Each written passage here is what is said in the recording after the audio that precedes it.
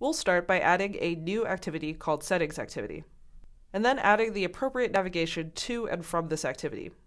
Okay, so let's go ahead and create a new empty activity, and I'm going to call it Settings Activity. This activity will extend from AppCompat activity. Now we need to add a menu and an item for the settings.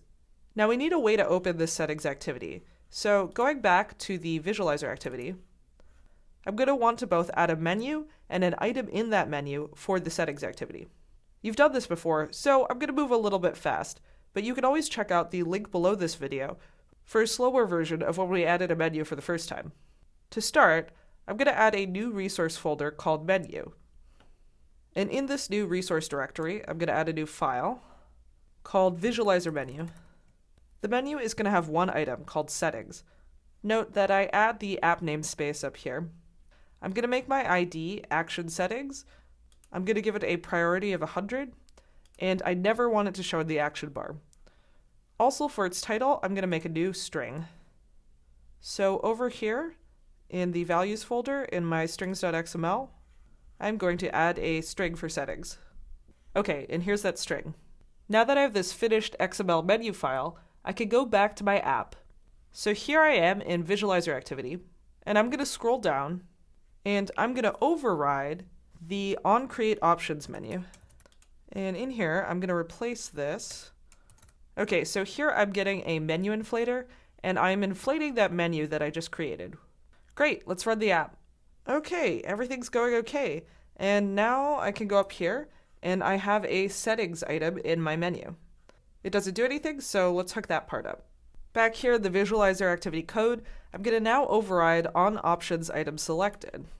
Back in the visualizer activity code, I'm going to now override on options item selected. This is the method that is called when you select an item in one of your menus. I'm going to get the ID. I'm going to check if it matches the ID that I created, and if it does, I will use an explicit intent to open up my settings activity. Okay, so that's all the basic stuff, but I've got a few more navigation-related quick changes. I want to make my settings activity a so-called child activity of my visualizer activity, and that can be done in the Android manifest. So down here, I'm going to change this settings activity so that it now has a label and it has its parent activity defined here as visualizer activity. I'm also going to change the visualizer activity to have a launch mode, which is single top.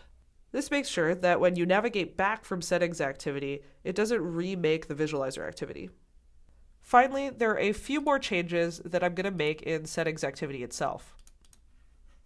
I'm going to override the back button so that it looks like an up button, and so that it goes back to the main visualizer parent activity and does not exit the app.